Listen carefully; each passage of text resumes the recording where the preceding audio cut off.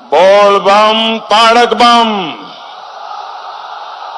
बोल बम ताड़क बम, बोल बम ताड़क बम।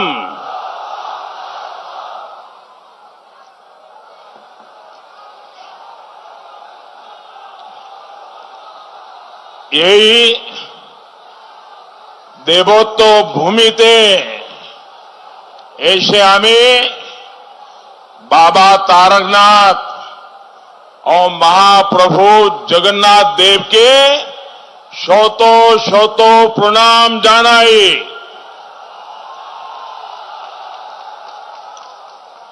मैं रामकृष्ण परमहंस क्रांतिवीर कन्हैयालाल दत्त, राजा राम मोहन राय, नागेंद्र नाथ चट्टोपाध्याय, बजेंद्र नाथ शील जैसे अनगिनत राष्ट्र नायकों को भी आज इस पवित्र धरती से नमन करता हूं। ऐसे ही ऋषियों और मनुष्यों के आशीर्वाद के कारण पश्चिम बंगाल हमेशा संस्कृति और संसाधनों के मामले में समृद्ध रहा है। साथियों, पश्चिम बंगाल को क्या चाहिए, क्या करना है, इसे लेकर बंगाल की महान जनता में कभी भी कोई भ्रम नहीं रहा है। इसी वजह से बंगाल के लोगों ने चुनाव में हमेशा स्पष्ट बहुमत को प्राथमिकता दी है। हमेशा यहां का बौद्धिक वर्ग, यहां की अध्ययनशील प्रतिभाएं हमेशा स्पष्ट सोच लेकर के चली है। बंगाल के लोग हमेशा अपनी परीक्षा में पास हुए हैं। फेल वो लोग हुए हैं जिन्होंने बंगाल के लोगों की अपेक्षाओं को, उनकी आकांक्षाओं को पूरा नहीं किया। फेल वो लोग हुए हैं जिन्होंने बंगाल का विकास नहीं किया, बंगाल को बरसों पीछे धकेल दिया। इसलिए आज बंगाल के लोगों ने एक बार फिर, बंगाल के लोगों ने, यहां के जन जन ने, यहां की माताओं बहनों ने, यहां के नौजवानों ने फिर एक बार परिवर्तन की कमाल संभाल ली है। आशोल परिवर्तन, आशोल परिवर्तन के उद्घोष में और सोनार बांग्ला के विजन में बंगाल के लोगों की यही आकांक्षा है। इसलिए उन्होंने पहले 2 चरण के चुनाव से ही बीजेपी के प्रचंड बहुमत का रास्ता तय कर दिया है। साथियों, 2 मई को क्या नतीजे आने वाले हैं, इसकी झलक हम 2 दिन पहले नंदीग्राम में देख चुके हैं। मुझे पक्का पता है हर चरण के चुनाव के साथ दीदी की ये बौखलाहट बढ़ती जाएगी। मुझ पर गालियों की बौछार भी बढ़ती जाएगी। और अब तो इलेक्शन कमीशन कहो, सुरक्षा प्रबंध वाले लोग हो, हर किसी पर हम सब जानते हैं क्रिकेट के मैदान में अगर कोई खिलाड़ी बार बार अंपायर पर सवाल उठाए तो समझो उसके खेल में खोट है।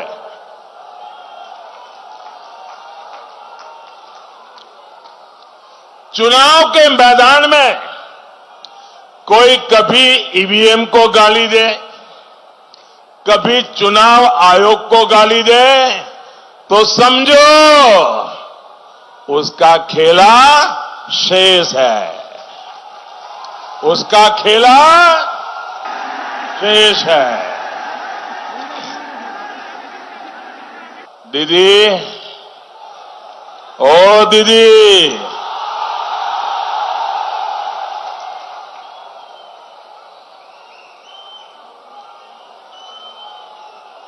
दीदी, हार आपके सामने है, अब इसे स्वीकार करिए। हुगली के लोगों की ये आवाज सुनिए।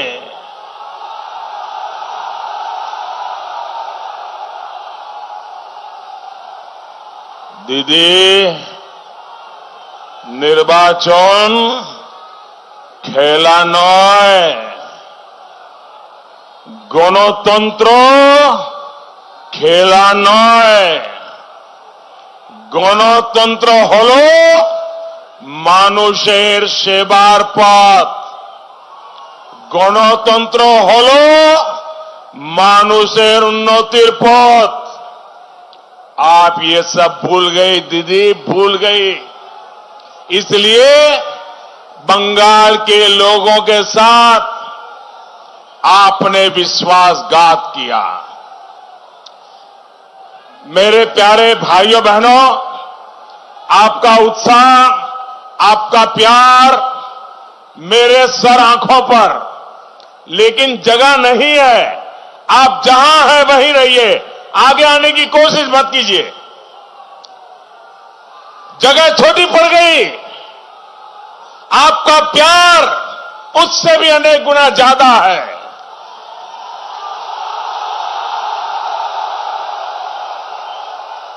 आप जहां हैं वहीं से सुनिए, और मुझे विश्वास है मेरी आवाज तो जरूर पहुंचती होगी। आप मुझे देख नहीं पाते होंगे, बहुत बड़ी तादाद में आप लोग आए हैं। भाइयों बहनों,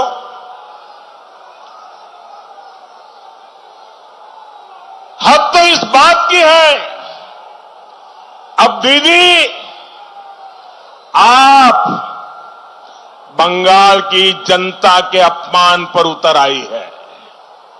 साथियों, दीदी ने कहा है कि बीजेपी की रैली में जो भीड़ जुटती है वो पैसे के लिए जुटती है। मैं जरा आपसे पूछना चाहता हूं, जो भी सच हो आप जवाब देना। मैं आपसे जानना चाहता हूं भाइयों बहनों, क्या आप इतनी गर्मी में इतने घंटों से इतनी परेशानी उठाकर यहां आए हैं, क्या पैसे के लिए आए हैं? क्या पैसे के लिए आए हैं? क्या कोई बंगाल का नागरिक बिक सकता है? क्या कोई उसको खरीद सकता है? क्या अरे ये तो स्वाभिमानी लोग हैं।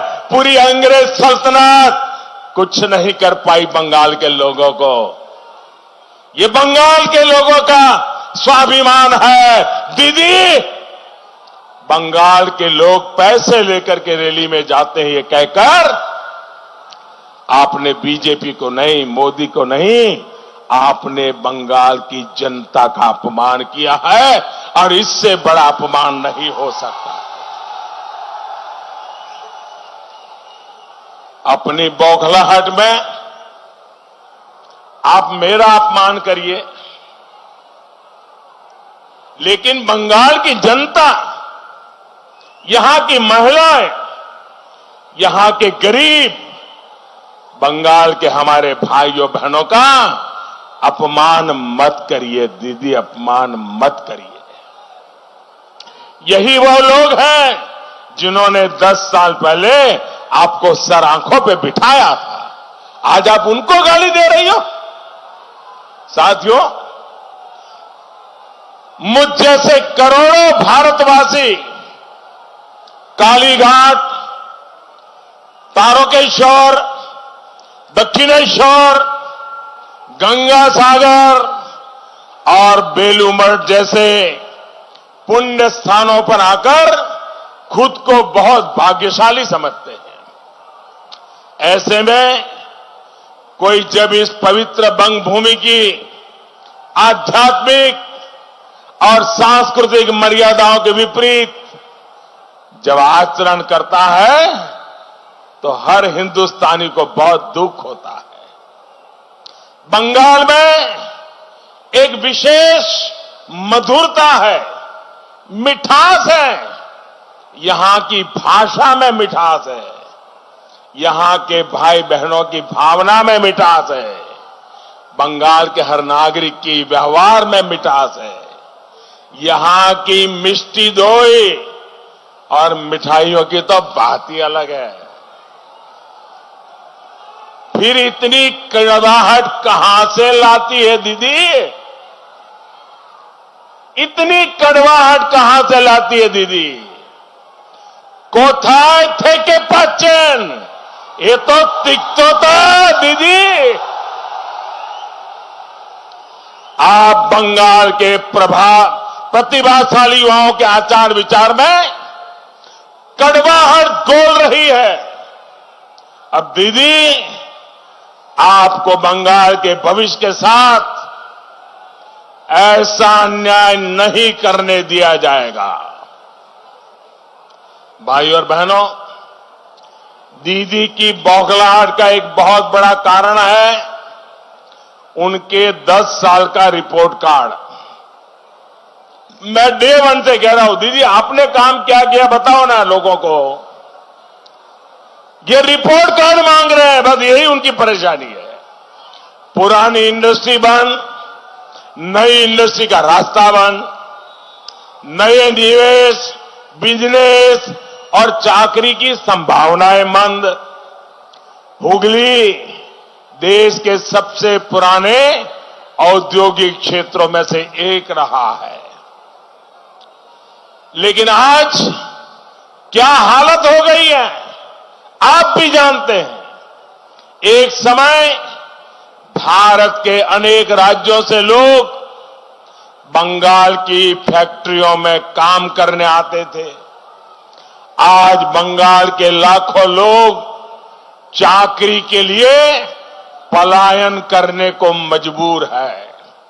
साथियों, तृणमूल सरकार तो अपने आप में पश्चिम बंगाल के लिए आपदा सिद्ध हुई है। मानवता कहती है कि जब भी किसी पर मुसीबत आए तो मदद का हाथ आगे बढ़ना चाहिए, लेकिन तृणमूल के लोगों ने तो मुसीबत को ही कमाई का साधन बना दिया।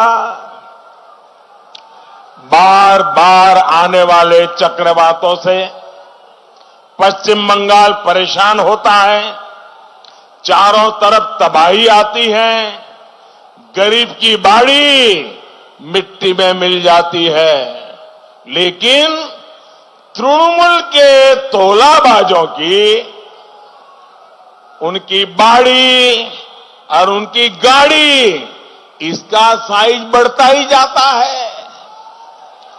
दीदी, ओ दीदी,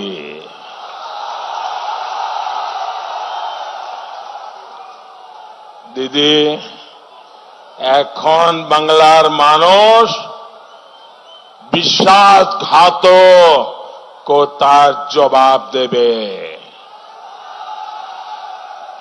इन लोगों ने पंचायतों को लूटा, पंचायत चुनावों को लूटा। हालत यह है कि शासन प्रशासन की कमान भी टीएमसी के दफ्तरों को दे दी गई है। साथियों, विकास के लिए, किसी भी क्षेत्र के उन्नयन के लिए विजन और पॉलिसी जितनी जरूरी होती है, उतनी ही आवश्यक राजनीतिक इच्छा शक्ति भी होती है।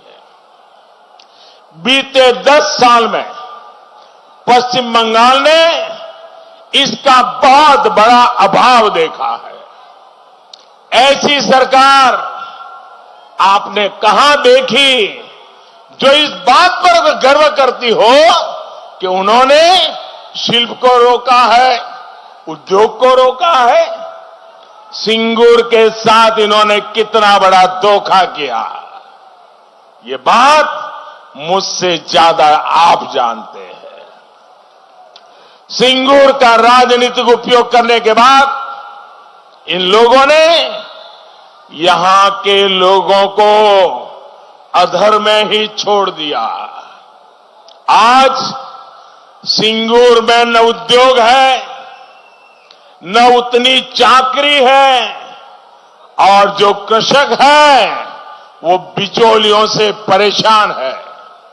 साथियों, हुगली का आलू बड़ी मात्रा में सिर्फ और सिर्फ इसलिए बर्बाद होता है क्योंकि दीदी की सरकार ने यहां पर्याप्त कोल्ड स्टोरेज नहीं बनाए।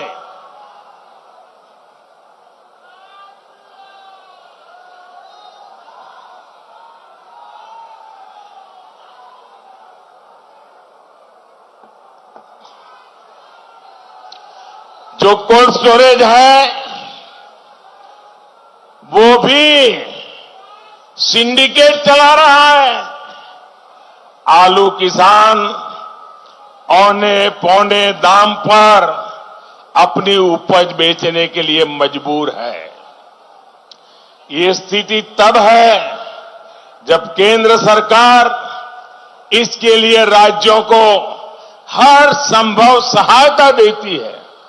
इसके लिए विशेष इंफ्रास्ट्रक्चर फंड बनाया गया है। यही स्थिति यहां जूट किसानों, जूट मिलों में काम करने वाले साथियों की है। केंद्र सरकार ने 6 सालों में जूट का एमएसपी 85%, 85% से ज्यादा बढ़ाया है।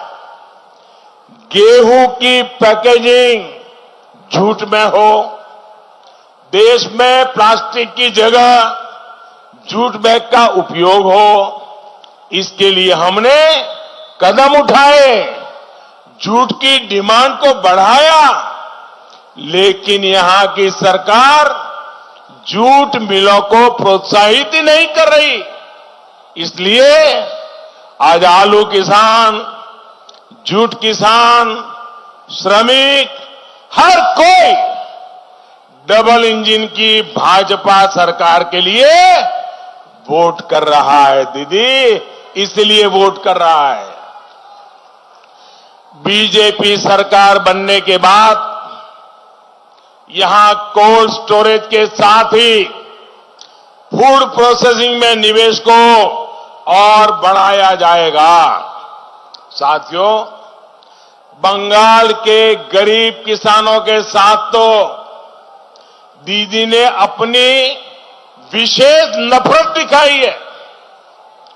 पूरे देश में 10 करोड़ से ज्यादा किसानों को पीएम किसान सम्मान निधि का लाभ मिल चुका है। देश भर के किसानों के बैंक खाते में सीधे 1.25 लाख करोड़ रुपए जमा कराए गए हैं। 10 करोड़ किसानों के खाते में 1.25 लाख करोड़ रुपया ये हो चुका है। न कोई कटमनी, न कोई रिश्वत, एक टका सीधा किसानों के बैंक खाते में पहुंचा है। लेकिन ये लाभ बंगाल के किसानों को नहीं मिला। दीदी ने बंगाल के लाखों कृषकों को भारत सरकार के इन पैसों से वंचित रखा। भाइयों और बहनों, 2 मई को यहां सिर्फ डबल इंजन की सरकार ही नहीं बनेगी, बल्कि डबल बेनिफिट, डायरेक्ट बेनिफिट देने वाली सरकार बनने वाली है। बंगाल में बीजेपी सरकार आने के बाद सबसे पहला काम किसानों के हित में फैसला लेना होगा।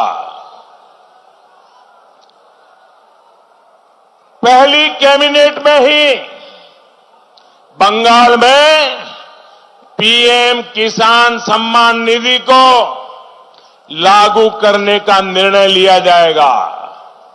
और जब भाजपा के मुख्यमंत्री के बंगाल में भाजपा की सरकार का शपथ समारोह होगा, उस दिन मैं जरूर आऊंगा।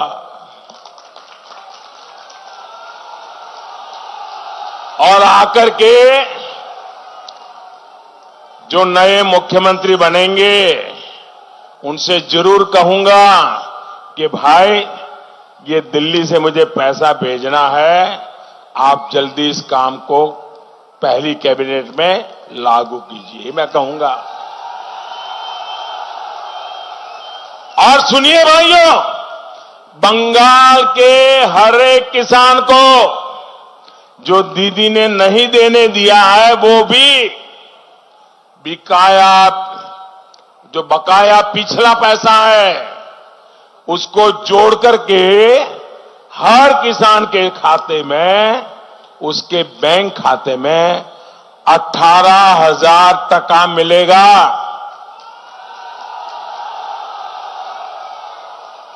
और मैंने तो आग्रह करूंगा कि 10 साल से सरकार को जरा सो जाने की आदत पड़ी है।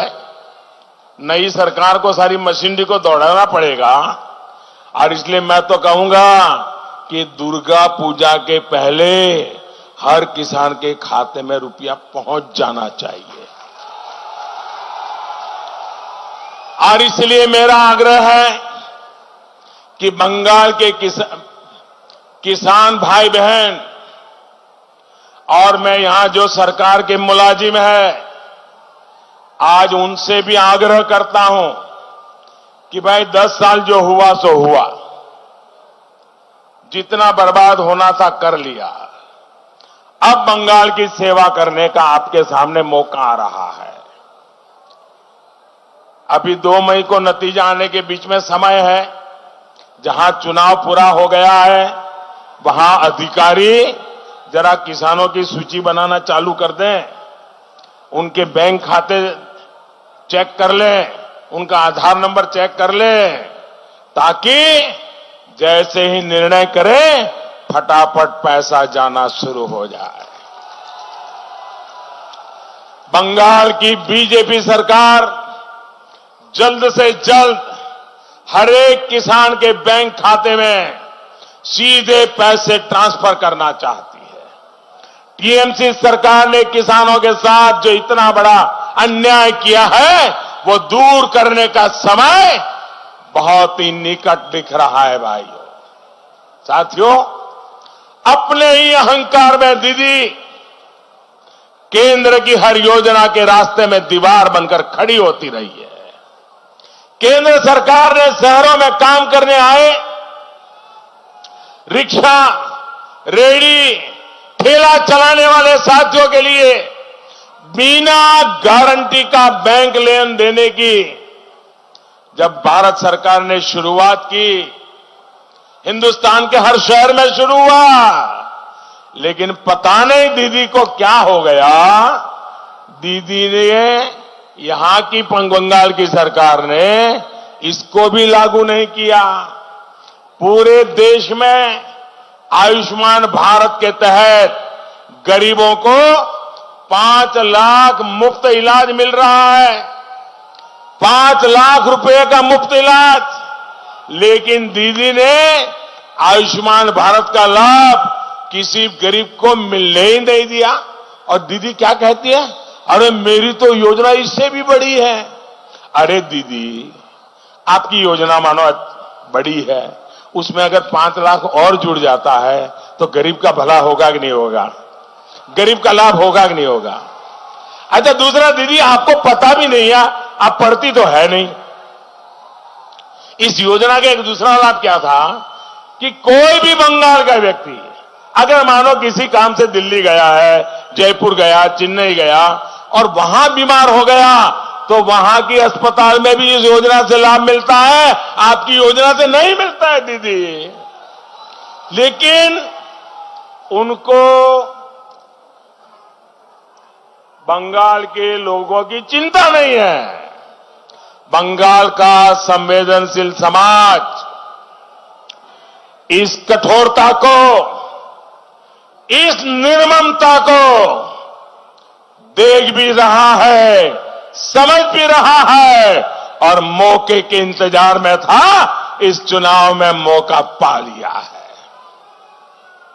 साथियों, दीदी और उनकी पार्टी के रुकावटी सोच ने इस क्षेत्र की कनेक्टिविटी को भी प्रभावित किया। यहां रेल लाइन को लेकर टीएमसी के नेता कितनी रुकावट डाल रहे हैं, ये आप भली भांति जानते हैं। भाजपा की डबल इंजन सरकार यहां कनेक्टिविटी कामों को तेजी से आगे बढ़ाएगी। इससे ईज ऑफ लिविंग भी बढ़ेगी और ईज ऑफ डूइंग बिजनेस भी। डेडिकेटेड फ्रेट कॉरिडोर तो पश्चिम बंगाल सहित पूरे पूर्वी भारत को विकास की नई बुलंदी देने वाला है। बहुत जल्द ही डानकुनी तक का पूरा कॉरिडोर राष्ट्र को समर्पित कर दिया जाएगा। कोलकाता मेट्रो का विस्तारीकरण भी तेजी से किया जा रहा है।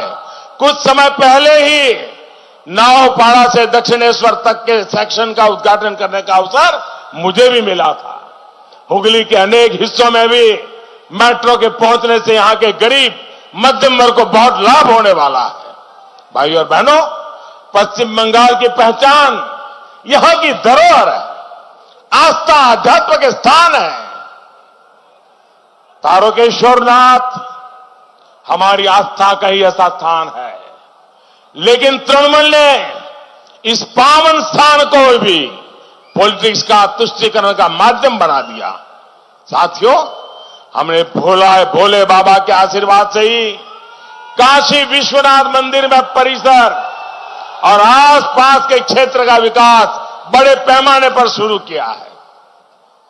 उसी तरह यहां तारकेश्वर में भी बड़े पैमाने पर श्रद्धालुओं की सुविधा के लिए बदलाव लाया जा सकता है। बंगाल की जनता के आशीर्वाद से हम ऐसा जरूर कर पाएंगे। साथियों, तारकेश्वर नाथ जी के साथ साथ यहां की पहचान हुगली नदी को भी तृणमूल के सिंडिकेट ने बर्बाद कर दिया है।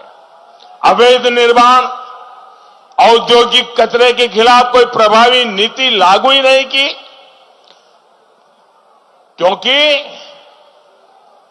सरकार सिंडिकेट चलाती है। यहां सीवेज वाटर ट्रीटमेंट के नाम पर सैकड़ों करोड़ रुपए खर्च किए गए, लेकिन कई ट्रीटमेंट प्लांट आज भी काम नहीं कर रहे हैं। आज अगर गंगा जी की निर्मलता को लेकर बेहतर काम हो सकता है तो हुगली की स्वच्छता के लिए क्यों नहीं हो सकता? अगर देश के दूसरे हिस्सों में आधुनिक रिवर फ्रंट बन सकते हैं तो हुगली में भी उतना ही खूबसूरत रिवर फ्रंट बन सकता है। भाजपा के पास हमारी धरोहरों, हमारे नदियों की स्वच्छता और नदियों के सुंदरीकरण दोनों का बेहतरीन अनुभव है। यही अनुभव 2 मई के बाद हुगली के काम आएगा, सोनार बांग्ला के निर्माण में काम आएगा। सोनार बांग्लार, सोनार गौरव आमरा फिरिए आनबोय।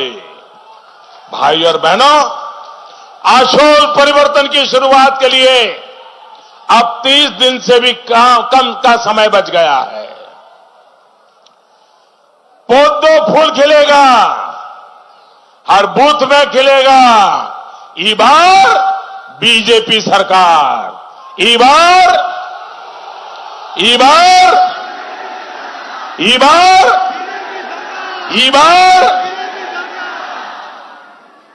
बार जोर से छाप, कमल छाप। ई बार जोर से छाप,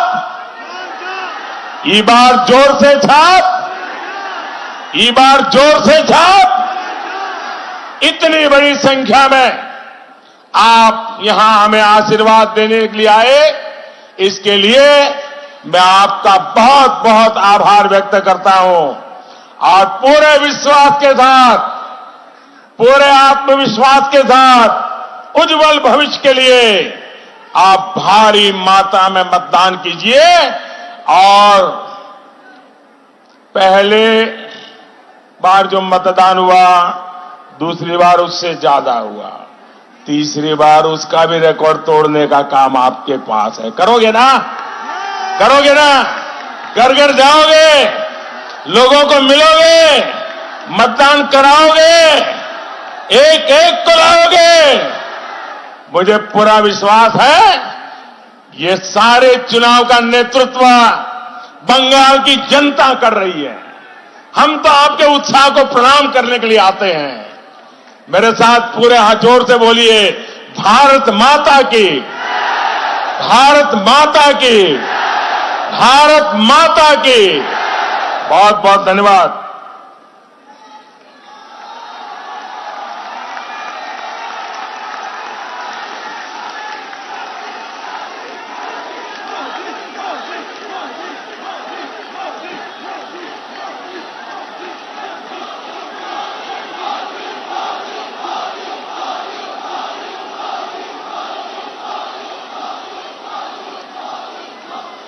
ধন্যবাদ। ভারতবর্ষের যশস্বী প্রধানমন্ত্রী, বিশ্বের সবথেকে লোকপ্রিয় নেতা নরেন্দ্র ভাই মোদীকে